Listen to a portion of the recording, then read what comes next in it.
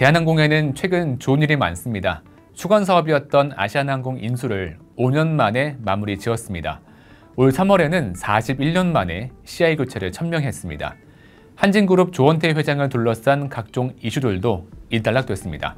그런데 주가는 제자리 걸음을 하고 있습니다. 레드앤블루에서 짚어보겠습니다. 더벨 이용호입니다.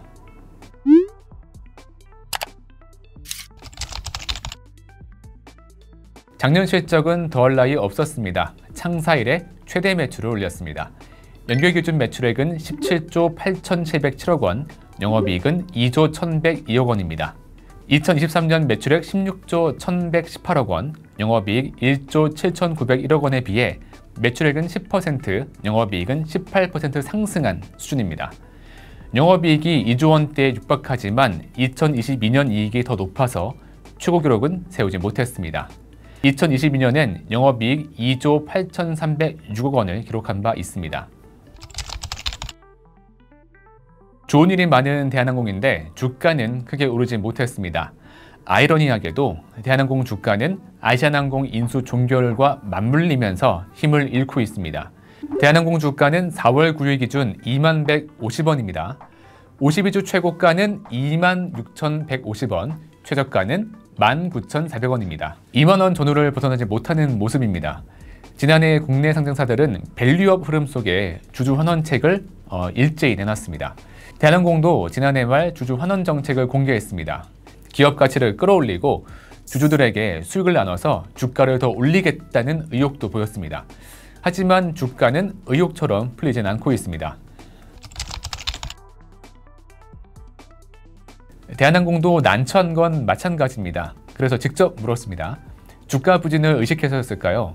고심 끝에 답변을 준 모습이었습니다. 대한항공 측은 아시아나항공 인수 이후 통합항공사 도약에 대한 기대감이 있었지만 국내 정치 리스크, 고환율, 트럼프 행정부의 관세 정책 등 대내외 악재로 주가가 힘쓰지 못하고 있다고 진단했습니다. 이어서 사업 다변화로 대외 변수에 대응하는 한편 최우선 과제인 아시아나항공과의 통합에 성공해서 미래 성장 발판을 마련, 기업 가치 증대와 더불어 안정적인 배당을 실시할 수 있도록 노력하겠다. 이런 입장을 전해왔습니다. 지난달 대한항공과 보잉은 오는 2033년까지 보잉 777 20대, 보잉 787 20대를 도입하고 향후 항공기 10대를 추가 도입하기로 합의했습니다. 거래 규모는 총 249억 달러입니다. 항공기 매입 발표 타이밍을 보면 미국의 트럼프 행정부를 향한 선물로도 해석되는 부분입니다. 지난해에는 에어버스 A350 33대를 도입하기로 공식화했습니다. 대한항공의 부채 비율은 관리가 필요하긴 합니다. 부채 비율은 2021년부터 200%로 다시 낮아졌지만 지난해 말 기준으로는 328%로 다시 올라왔습니다. 통상적으로는 부채 비율은 100% 이하가 양호하다고 판단합니다. 200%가 넘어가면 주의를 해야 한다고 간주합니다. 그렇지 않아도 상당한 수준이었던 부채 비율은 아시아나항공 인수 후에 300%를 넘겼습니다. 왜냐하면 아시아나항공의 부채 비율이 무려 1240%에 달하기 때문입니다. 환율 상승에 따른 리스 비용 증가도 변수입니다. 회사가 조달한 자금의 금리 향방도 앞으로 지켜봐야겠습니다.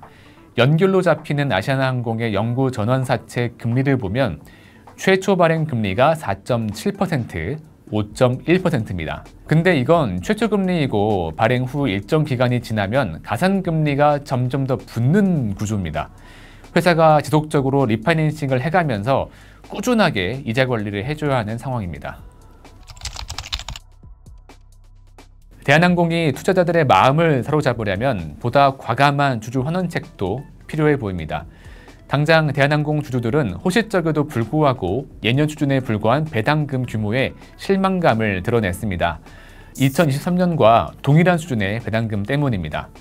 배당 총액은 2,771억 원을 유지했는데 2024년 당기순이익은 1조 2,225억 원으로 전년 9,168억 원 대비 33%가량 상승했습니다.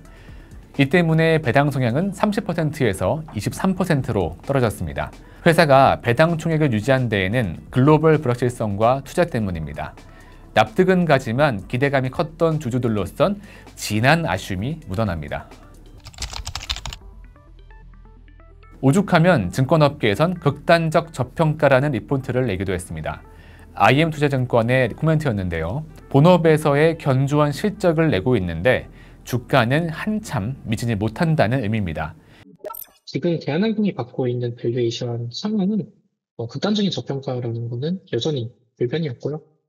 다만 지금 대외 변수, 특히 화물 부분의 불확실성이 굉장히 심화되고 있는 상황이고요. 그리고 두 번째로는 현재 공정위가 대한항공과 아시아나항공 기업 결합 과정 중에서 일정 부분 운임 인상 제한을 걸어놓은 것이 있습니다. 단기간에 대한항공의 주가가 크게 반등한다라고 말하기는 조금 어려운 상황인 건 맞지만 현재 주가 상황이 밸류에이션 상 굉장히 저평가 상황이고, 그리고 2026년, 2027년도 갈수록 대한항공과 이 아시아나항공의 협병 시너지가 저는 나타날 것이라고 생각을 하고 있습니다.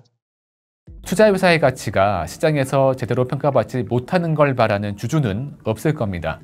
증권사들의 컨센서스는 33,000원대입니다. 현 주가보다 65% 더 오를 여력이 있습니다만 최근 주가는 지속적으로 약세를 보이고 있습니다. 게다가 트럼프 관세 전쟁으로 우리나라뿐만이 아니고 글로벌 주식시장이 말 그대로 완전히 박살났습니다. 불확실성이 여전해서 언제쯤 시장이 반등할 수 있을지는 아무도 예측할 수가 없는 상황입니다.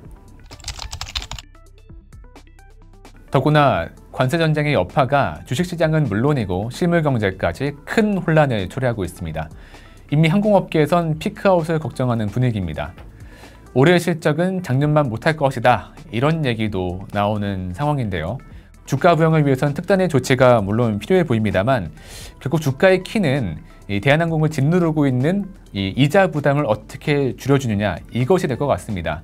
결론은 금리가 내려와 주면서 대한항공의 수익성을 조금 더 끌어올릴 수 있다면 아마 주가가 조금 더 올라가지 않을까 볼 수 있겠습니다. 앞으로 대한항공이 어떤 카드를 내놓을지도 지켜봐야겠습니다.